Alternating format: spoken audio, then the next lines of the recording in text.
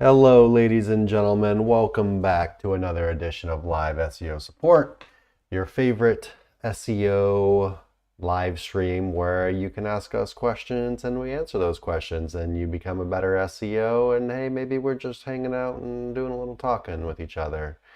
Um, Yep. Nick, is your hair like green today? It's kind of funny. It looks like the green Yeah, screen is you've like you've cutting it said off. that before though, yeah, but yeah, it does that sometimes, where it cuts it off and then it looks like I've got like patchy hair. Yeah, I can see it. Shame, shame. What are you gonna do, Maybe I'll get some hair transplants or something. Nice, man.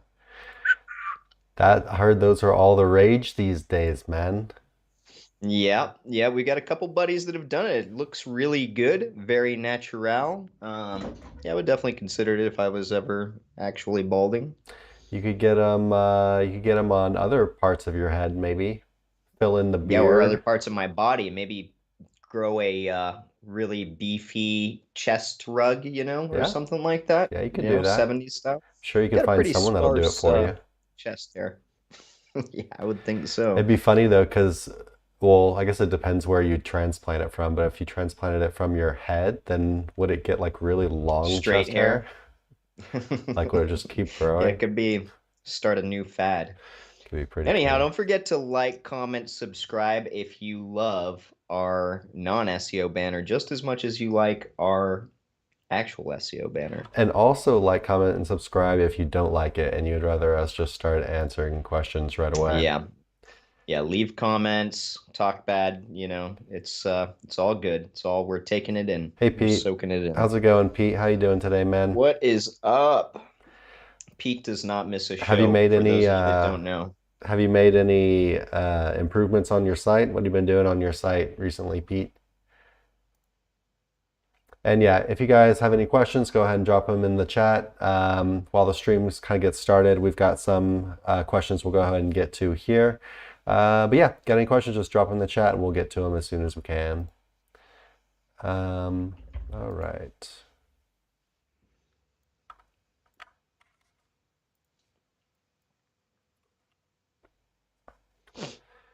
Okay. If I have to build a website for a business providing 5+ different services, all B2B services, but you cannot really find a common keyword that is used for at least 2 to 3 services, so the keyword variations are different for each service. Yeah, I mean, you generally want the keywords to be pretty different for each service, right? Right. Unless it's like the same service. Um, Let me try to delete some of this because I think we're cutting off some of the question here. 1 second. Um, would you start with multiple PMDs targeting each service keyword, knowing that the traffic is significant, or focus on only building one branded domain that will provide all these services? You can also expand later. Um, In the SERPs, there are many PMDs, but a branded domain is most of the time the top 3 services. Well, because of higher DR, many high quality backlinks, better topical authority, EAT, etc. Yeah, man. It seems like you might be trying to think a little bit like too far outside the box on this one.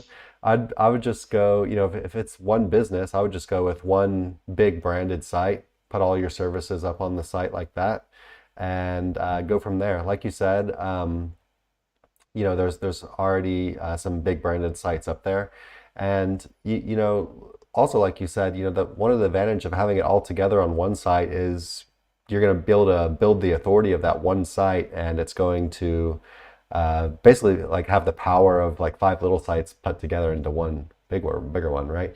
And that works with like backlink authority. It could also work with topical authority, just by merging everything together onto one site. What you could think about a little bit later down the line is, once you have the big branded website and you're ranking for all this stuff, you could then think about putting up some little PMD sites for each specific service and just trying to rank those and trying to take up more real estate on the SERPs. Just take up an extra spot on page 1, and then you could funnel the traffic back to the business. But yeah, I would definitely, unless I'm misunderstanding this and there'd be some huge advantage doing it otherwise. I mean, I would just look at it like a normal business would, right? A normal business would just go out and create one website, and that would be their website that they would have all their services on. Um, what do you got on this one, Nick? Yeah, assuming that I really understand the question properly, I guess to simplify it, I'm picturing a local website, that's got, like you said, five or so services. Um, and yeah, I would go with branded or even a partial match domain that, is kind of, resonating as a brand. So let's say it's like a plumber. You could do greatplumbing.com, something like that, get a little bit of injection in there. But yeah, I wouldn't get too specific, go broad with whatever the niche is. And then, like Chris said, just build out your service pages to target each specific SERP that you're going after as far as, the services that this business is providing. Um, but yeah, I don't really have too much to say outside of that. If you type in local website in YouTube search for our videos, you should get a plethora of kind of how-tos in there, I would think. Cool. All right. The unless it's like sorry, I don't know what's up with my lighting in here today. I don't know why it's having a rough time. But anyway, I was gonna say that you're saying that like you don't have like keywords like the same keywords in your services. Generally you don't want the same keywords on different services because each service you're gonna want to rank a different URL, a different page on your website. So if they were sharing keywords, there would be all this like overlap. Um, so that part kind of confused me a little bit. I'm not really sure exactly what you got going on. Um, but yeah, in general, you want your services to have different kind of keywords, and it'd be weird if they overlap. Unless it was just like, for example, we are a link building agency, so all of our or a lot of our different services, like we sell guest post backlinks, niche edit backlinks, Right. citation backlinks. So you could say backlinks would be like a variation of some of the keywords, kind of like that, but. It's not the case with all businesses. Um, for example, a plumber or whatever, they could do like unclogging toilets or I don't know, sink repair or something like that. They'd Yeah. just be completely different keywords, but they're all under the umbrella of plumbing. And so I guess I'll go ahead and add that just because we don't really know exactly what you've got going on, if you're trying to like lump like five like very very very different services onto one company, like for example, we do toilet unclogging, we do I don't know what's some other home service, we do we're a locksmith, we're carpet cleaners, and you have like all these like things that are like super super different, where they don't like really fall And yeah, under and like one. competitive. Huh.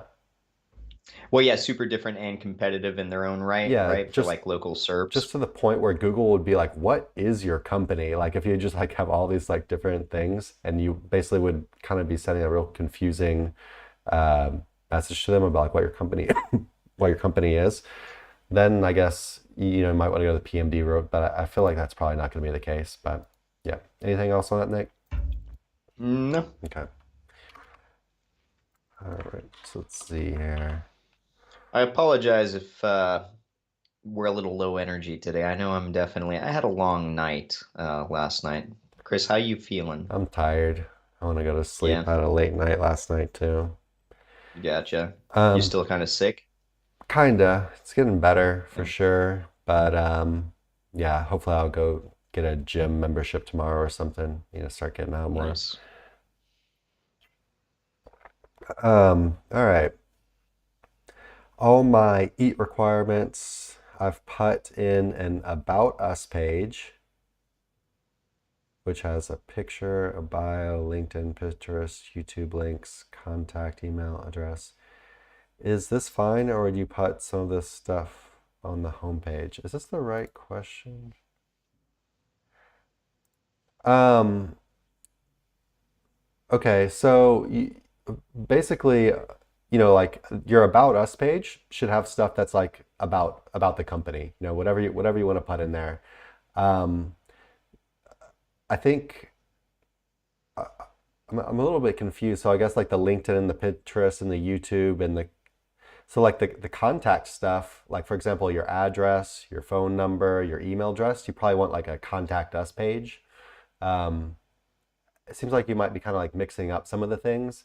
So I want to go ahead and just point you to our video with Kyle Roof.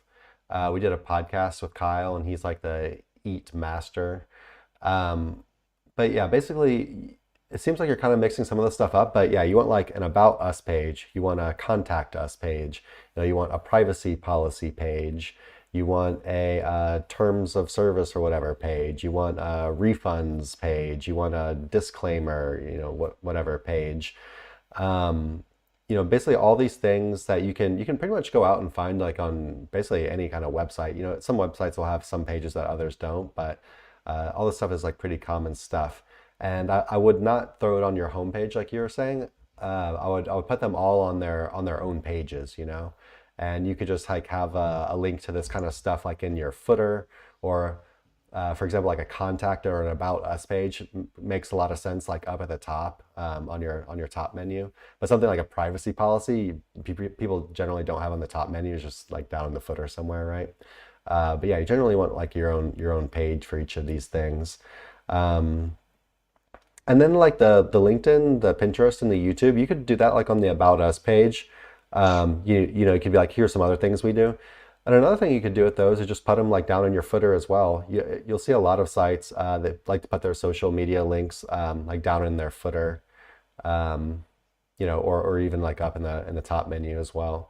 And if you're not talking about the business social media and you're talking about the author social media, which you would be a good idea to add as well. The author social media stuff you'd want to have on the author page, which, like if you're using WordPress or whatever, author pages kind of get set up kind of like category pages. The author's basically tagged in every post that they write, and it'll have a little thing you can click to go to the author's page. And then you can have a little blurb about the author. You can have links to their social media there. And then it'll have like a little blog reel with, all the posts that they've written or whatever, something like that. Um, yeah, anything to add on that one, Nick? No, I think you pretty much covered it. Yeah. I mean, I guess ideally, there are multiple ways to skin the cat, but like Chris said, about us page, I would keep specific to the company. You can have a meet the team section in there if you want that goes to a meet the team page. Ideally, I think that's probably the best way to go. And then that branches out to individual author pages from there. Um, Now, you could do a section if you wanted to on the homepage, linking out to those other areas. But like Chris said, if they're in your top header or in your footer, it's not something that's a complete must. However, if, there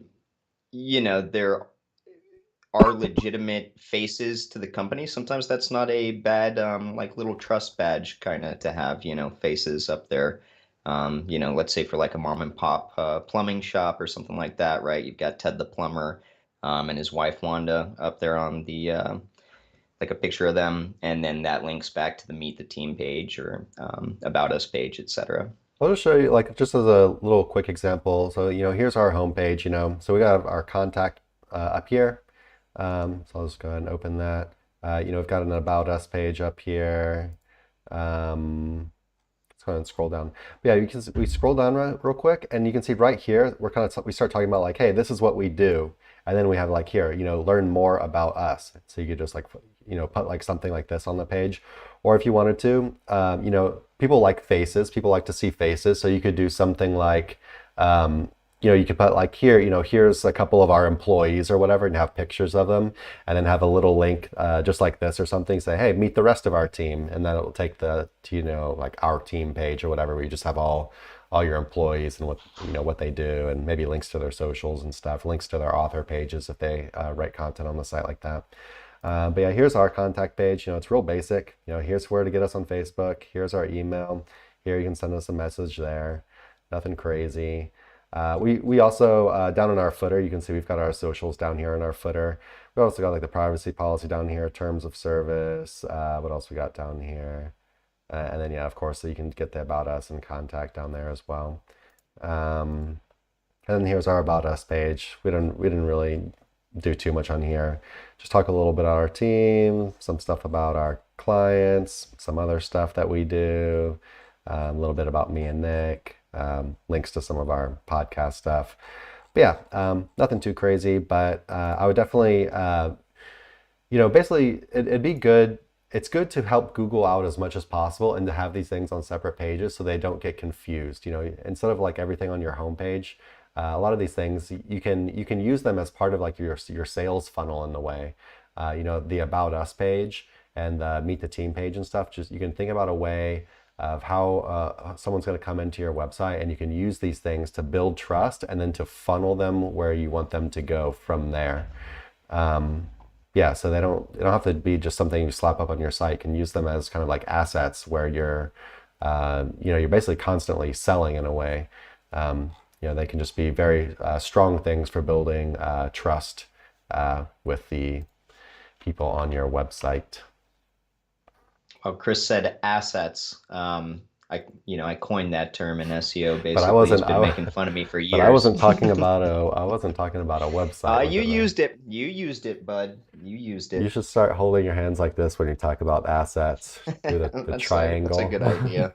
I feel like we should just do that just in and of itself as we speak. Looks kind of professional. Yeah, maybe I'll start doing it. I like it. Let's see here. Pete, you disavowed most of your links. Gonna start over. That's a start, man.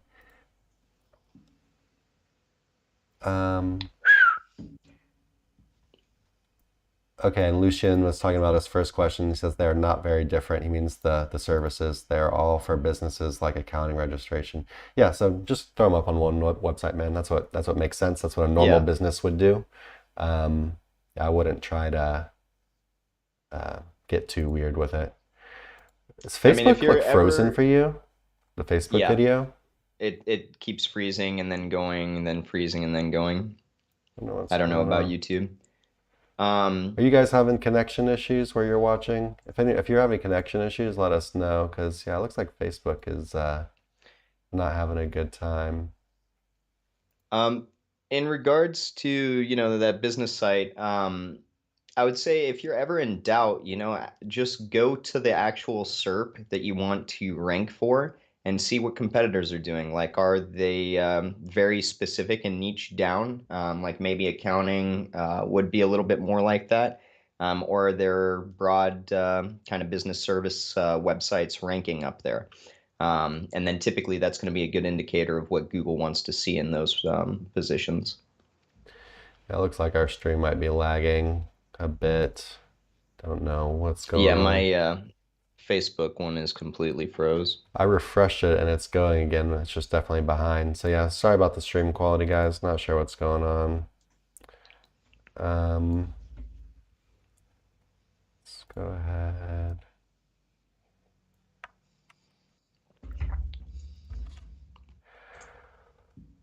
Can it be a big red flag for Google if you get multiple high authority backlinks, for example, Business Insider, after you just got started in the first few months?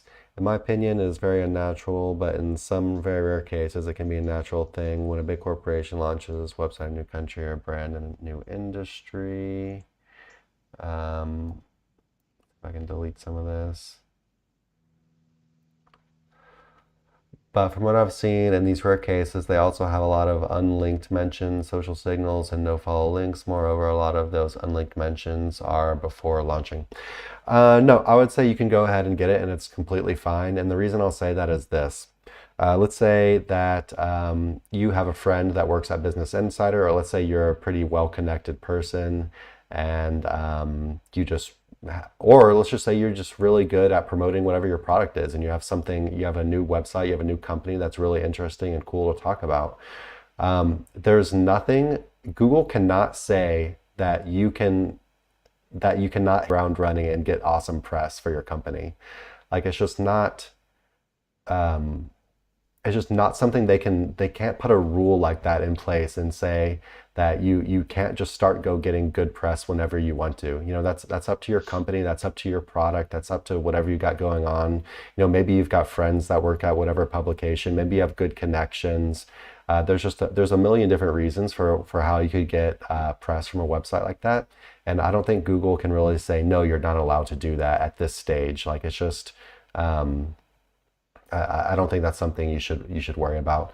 You know, these websites, you know, they're very trusted sources, and so basically, I wouldn't look at it as something like unnatural, like oh, it's too much trust. Just look at it as like you know they're passing the trust on to you, so it's a good thing rather than a bad thing. What do you think, Nick? Yeah, completely agree. No, definitely nothing unnatural about it. Also, conceptualize that sometimes even before a company has a website, they've been around for a while. Maybe they're running, ads. Maybe they're, spoken about locally, etc. There's no real way for Google to put in their algorithm that this would be a, in a sense, unnatural behavior, and have it make sense. So, like Chris said, no, if you can get any of these links, it's a great opportunity. Here's another way to look at it. Like, look, okay, let's say you launched a new business, you had something kind of cool going on. A random reporter at you know Business Insider or whatever found your website and was like, "Oh my God, this is really cool. I'm gonna do a story on it before no one else does." And then No, no, no, it's too and then unnatural. Google would be like, "We're not gonna like you're in trouble now. Like no one's allowed to No, discover you from like that trusted of a website yet, buddy." yeah. But I understand what you're saying. Like I understand why you would kind of you know, it's a good question to ask. It's good that you're asking like, is this unnatural? It's definitely a good thing to ask. But um, you know, a lot of the time you also have to like ask the question like, can it happen? Can it happen naturally? And yeah, and so you know, Google basically if things can happen naturally, Google can't penalize you for it, right? Another example of this is just going super hardcore with backlinks, like a super high link velocity. And let's say you only do it for 1 or 2 months. Like some people will say, well, no, you need to maintain that high link velocity, but that's not really how like viral press works. The way viral press works a lot is they'll get this sudden just influx of backlinks, just a huge amount of links for, you know, a couple months or whatever, maybe even 1 month, maybe even less. And then it'll kind of like die off and go back to how it was before. Maybe it'll kind of level off a little bit higher than it was before just because they kind of got a bunch of recognition during that time or whatever. But definitely won't keep up the viral moment. And so basically, you would ask yourself, well, okay, so can Google penalize a website for going viral? And because that's the same question as can Google penalize you for, you know, too high of a link velocity? Um, but you know, like Nick likes to talk about, Nick wrote a case study. It's our if you search on our website, the affiliate case study. He talks about basically trying to emulate what it would look like naturally when a website goes viral, and what that usually looks like is just a bunch of randomness. Like, of course, you have powerful links in there, but you also have a bunch of kind of like spam type stuff and just a bunch of random stuff kind of floating around. And so yeah, you basically try to emulate how it would occur in the natural world, right? Um, Anything else to say on that one, Nick? No, I think it covered. Looks like we are having issues on YouTube and Facebook, Pete said. Shoot. And yeah, I'm frozen on Facebook. Yeah, sorry guys. We might have to move it to morning again or night or whatever. Um, I'm not really sure what the deal is. My internet's been really Oh, good that's here. interesting. Lucian said it's working for him all right. Anyway, it looks like it's a little bit behind, but yeah, Facebook looks kind of frozen for me as well, or lagging behind. Anyway, it doesn't look, we'll see. Sorry, Yeah, guys. nothing. Sorry.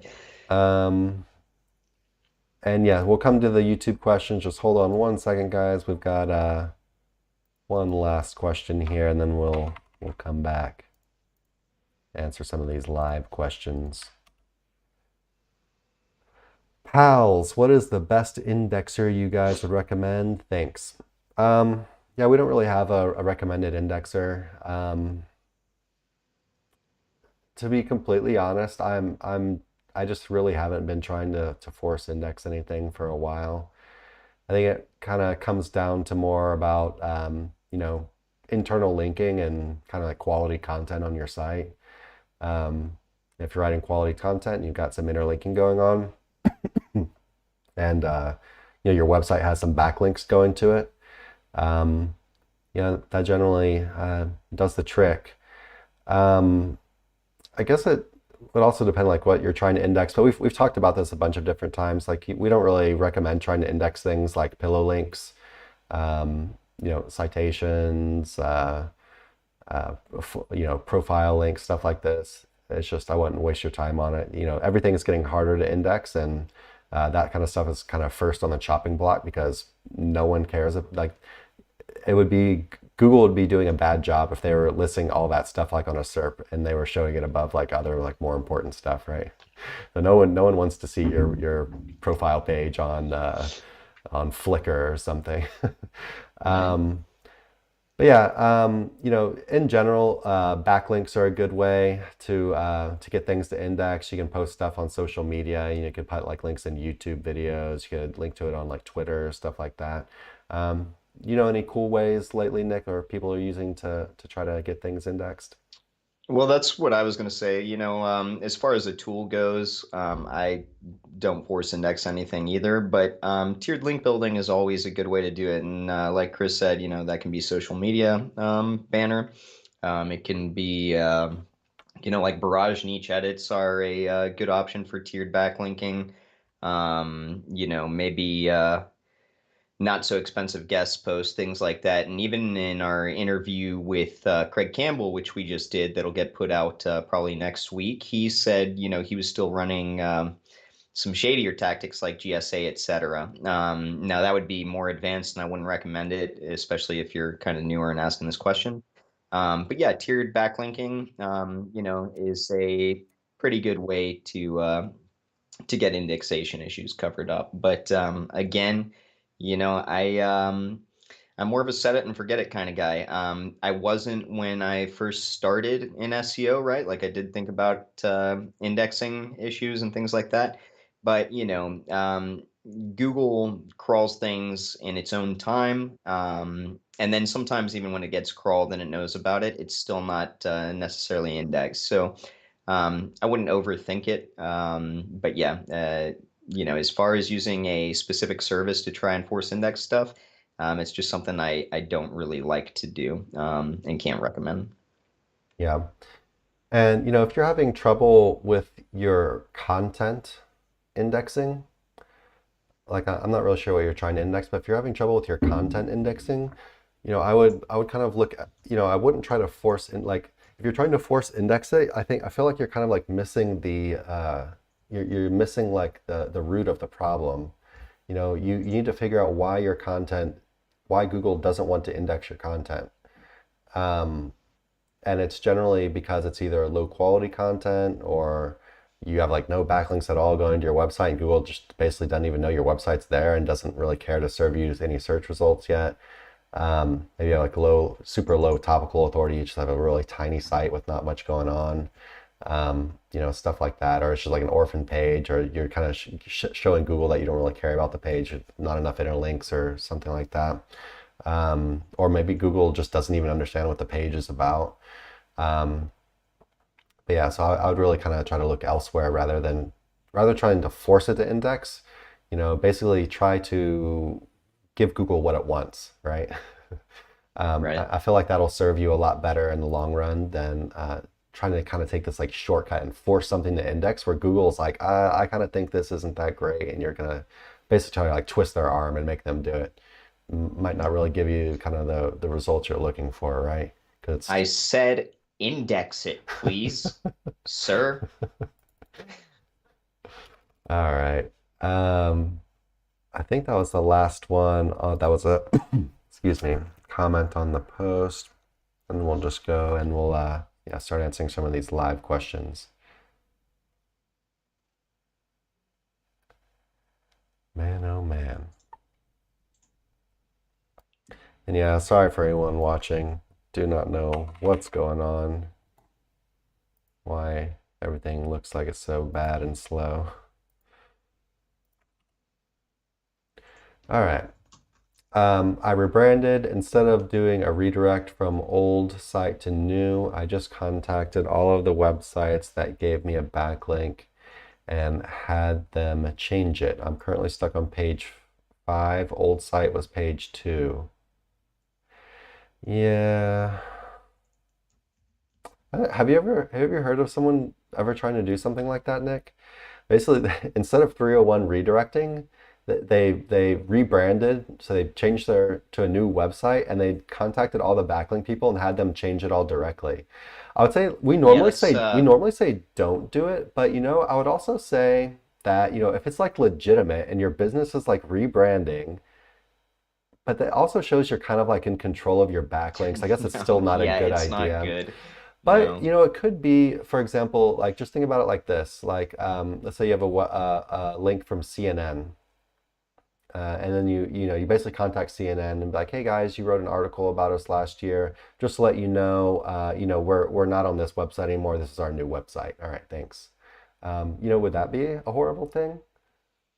Well, so like if you're looking at it from the perspective of like there's an algorithm that's sniping behavior that seems to manipulate the algorithm, especially in the form of backlinks, then I would say this is a risky move to make because it's Yeah. more natural for somebody to 301 the old business to the new one, and then you're saving that link juice. Like Google understands what a rebrand looks like, what a takeover looks like, etc.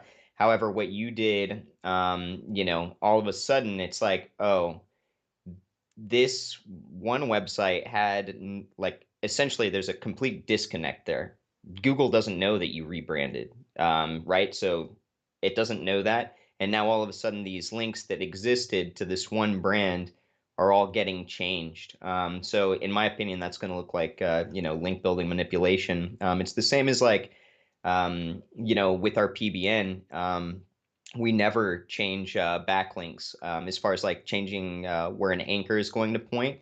Because if you do that across the board, it looks like a shady tactic. Oh, no, please change this anchor to be pointing to this inner page now. Like Chris said, it shows that you've got control of your backlinks, which is not exactly what Google's going to want to see, and I definitely don't think you're going to get rewarded for it. Yeah. Yeah. Now, one thing you could do to maybe help 301. is 301 it. Yeah. So at least then, even though you've, You're rebranded, showing Google. etc. You're like, well, we Yeah. are moving over there. Yeah, So exactly. So that could maybe help. yeah. Um, Yeah, I would definitely 301, and maybe that'll help. You're on page 5 now, and you used to be on page 2. Maybe that'll kind of help with the transition as well, because just changing the backlinks that that's not you probably didn't weren't able to change all of them, and yeah, and yeah, just to kind of add a little bit more on that, it's definitely an unnatural signal, but I could see some real world things happening, like I kind of mentioned as well. But I would say it probably will like kind of get you like flagged, where then they'll kind of like look at your website a little bit more in depth. They're like, what's going on with this guy? Right. Someone might come in, a manual reviewer even, and like start checking out like your eat and stuff, or just might see if anything looks suspicious or whatever. And in general, you don't want anyone like checking you out, right? You want to stay far away from that. You don't want that day to ever come. Um, so yeah, but I guess from here, you don't want to change your backlinks back again. No. From here, go ahead and like Nick said, just 301, and maybe put a page on the new website saying, oh, we rebranded. This was our old website. You could even put a page on the old website as well, but you're 301ing it anyway. So, and then yeah, I think that should probably kind of help out a bit, and hopefully you don't have too much of issues, but. yeah, you can kind of keep us updated and let us know how that goes. Yeah, Um, and stop your campaign to keep changing links, I would say, especially if you're going to add the 301.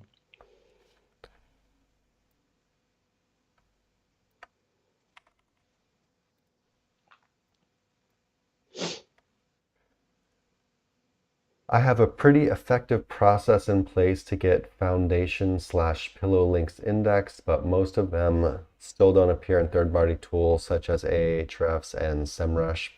Yeah, some people like to do it. I don't, like we were saying, we don't think there's really any benefit in like force indexing something.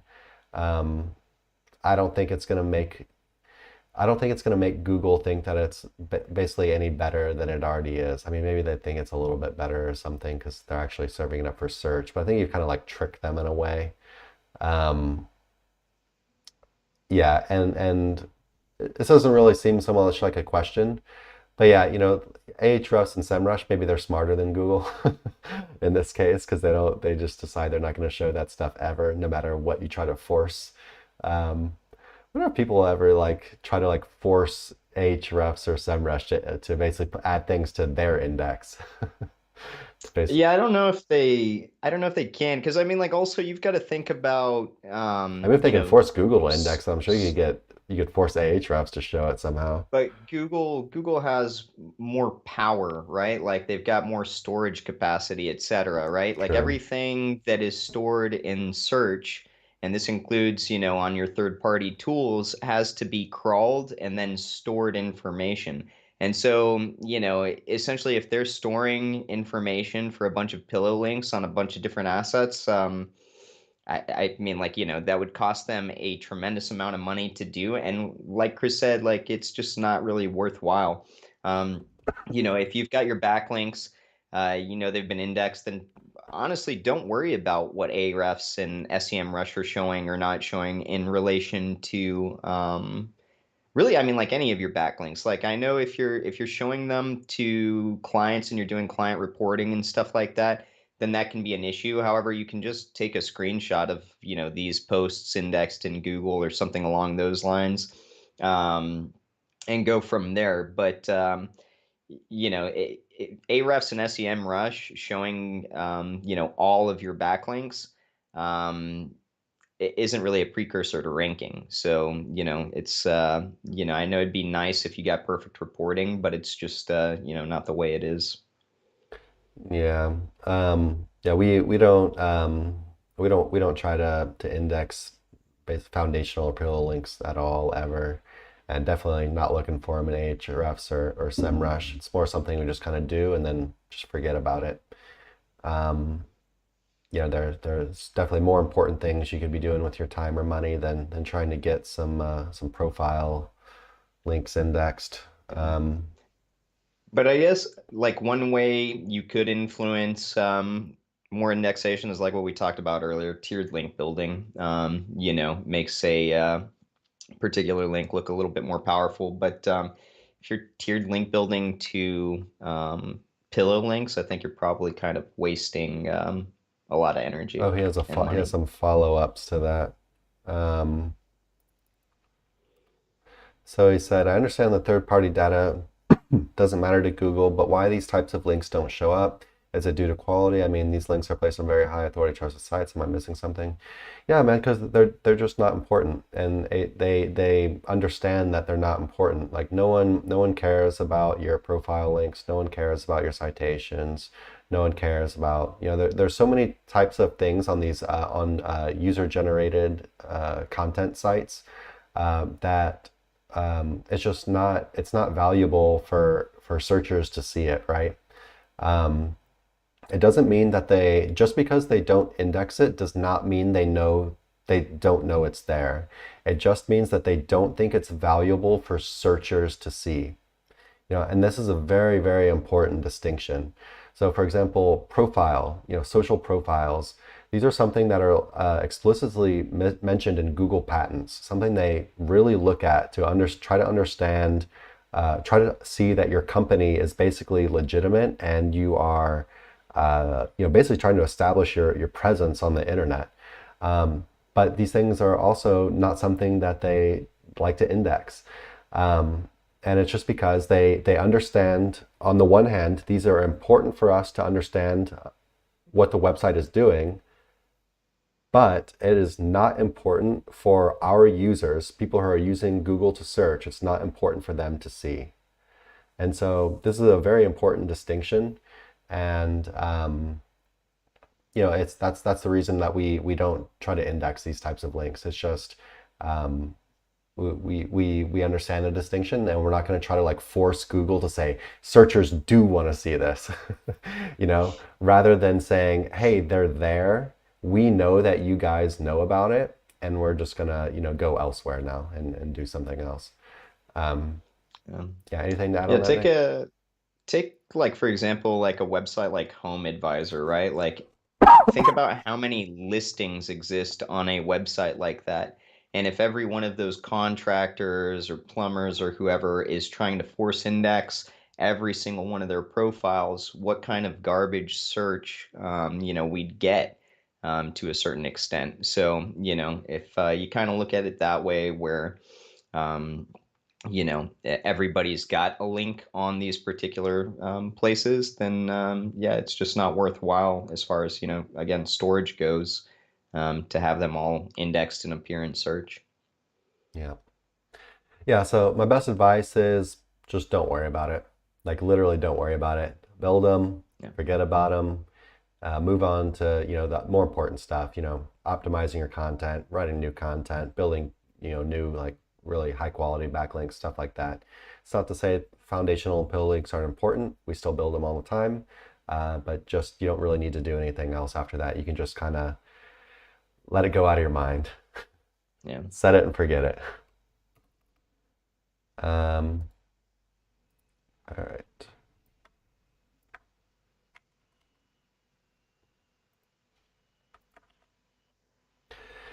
If I publish 150 articles where 1/3 are informational articles for topical authority, 2/3 are affiliate best of and verse comparisons in a short amount of time, what articles to publish first to show trust? Um, I guess what you could do is you could just you could go ahead and just post the informational stuff first, just so that you don't have like a pure site that's like only like monetized affiliate content. Because that's one thing that people try to stay away from now. You've probably heard people talking about, you need informational content. You don't want to just have, only affiliate pages, only affiliate content on your website. Um, so yeah, with kind of in regards to that, you could just post the informational articles first. Um, this is something I've been kind of trying to look into a bit lately because I've heard people kind of come on both sides of this. I know some people actually really like to post lots of content all at the same time. Like they'll like to just drop like an entire like cluster together, or it could be like just hundreds of articles or even thousands, depending on the size of the site, all at the same time, and they think that there's an advantage to doing that. And then some people, of course, they think that you're kind of gonna trigger some kind of like spam content, um, like a spam content filter, where then Google's kind of looking at you and like, what are these guys doing? And so I can kind of see, I don't know, I can kind of see both sides of the argument on that.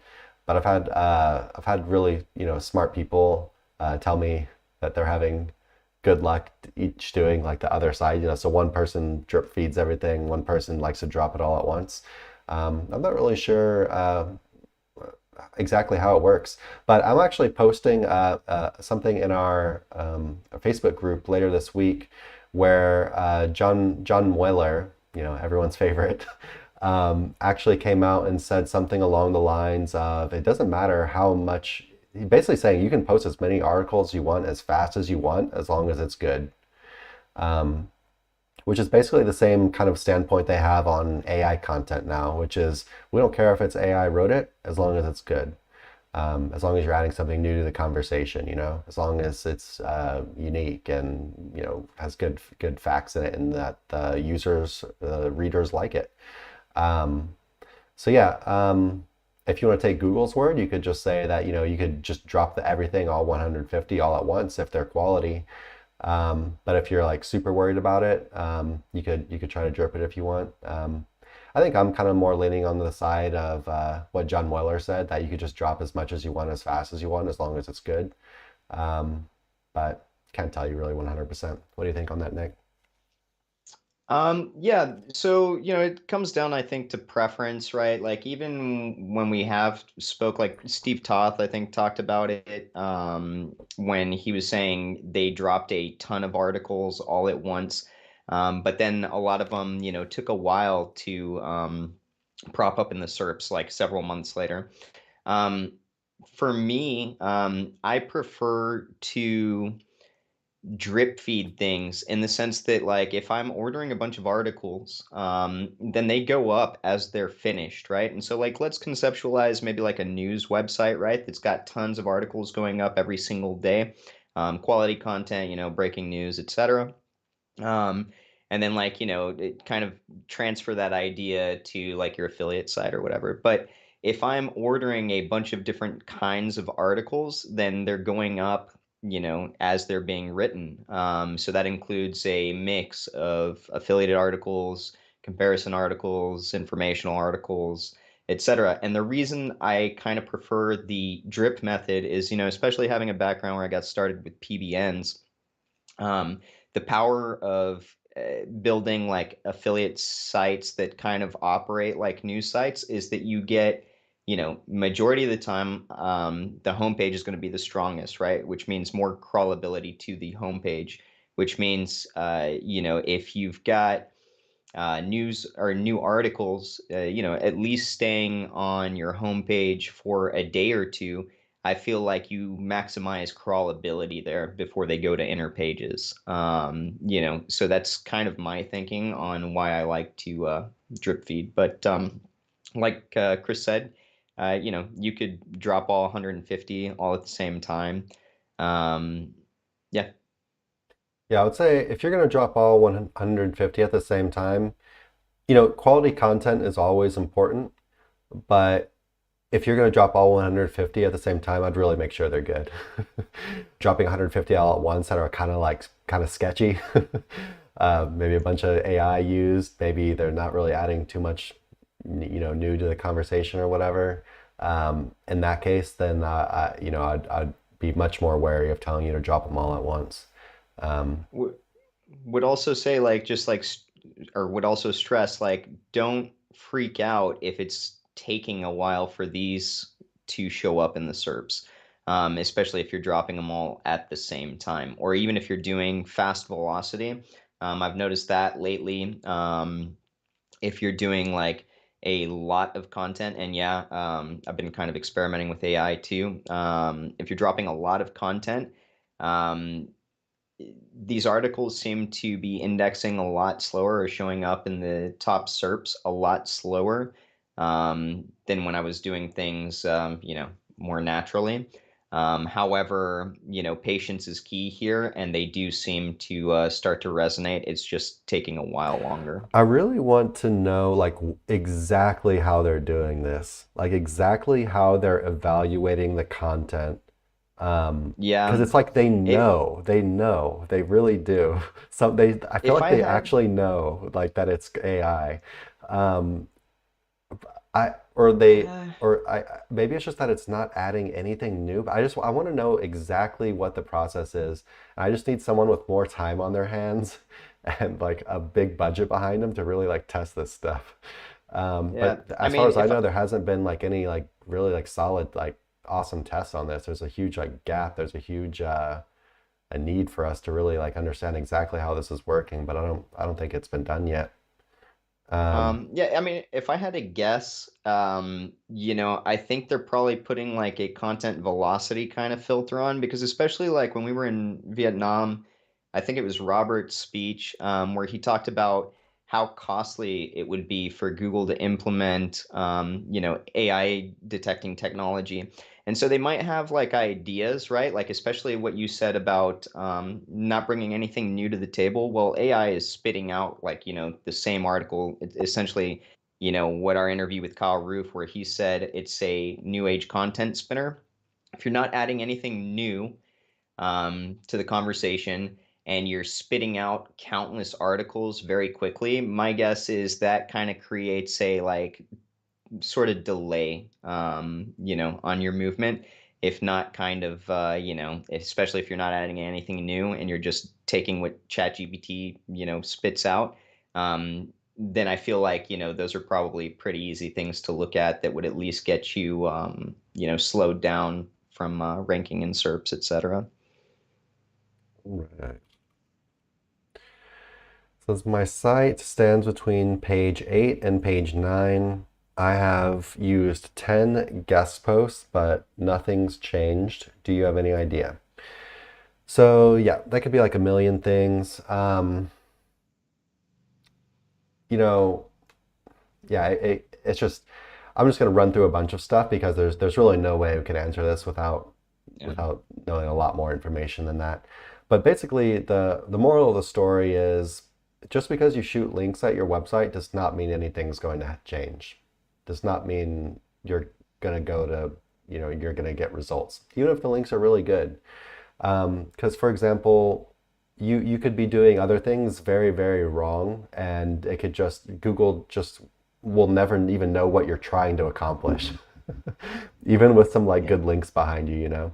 So for example, if you've got search intent wrong, if you're not doing proper keyword research, if your articles aren't optimized, if your articles are all just AI or like spun content or low quality or whatever, if you're doing things like no interlinking, if you have tons of like technical issues on your website, if you just have a super low topical authority, like if you have a really small site and you just haven't covered enough different topics, if you have a really new site that Google's just hasn't really been there that long, and yeah, if you're in a super high competition niche, if you had some really sketchy link building done before those 10 links and you're kind of like in a penalty situation or whatever, or if you're in a penalty situation, maybe you got hit by an maybe you got an algorithmic penalty or you got knocked down by an algorithm update. And a lot of times, these sites they don't pop back up until the next algorithm update. So you could be shooting links at it, and it could be kind of like building your case for the next evaluation, which would be the next algorithm update to really pop you off again. Yeah, there could be really just a million different reasons to go with that. Uh, this is something we have to deal with kind of regularly because we are a link building agency. We sell backlinks, and so every now and then someone will come through and like, hey, I bought some links and where are my results? And we're like, hey man, like we that's not how this works, right? Like in all honesty, it's not how SEO works. I wish it was how it works. I wish that's how SEO worked because then we would just be sitting on an absolute gold mine of a company, right? We could just blast links all day and get awesome rankings. But I think Diggity kind of coined this term. We live in the age of do all the things. And what that means is you can't really neglect these other parts of your SEO. You gotta do all the stuff. It doesn't matter how good your backlinks are. You gotta be doing the other stuff. Google has gotten so much better over the past 2 years. They've gotten so much more hardcore with how they're evaluating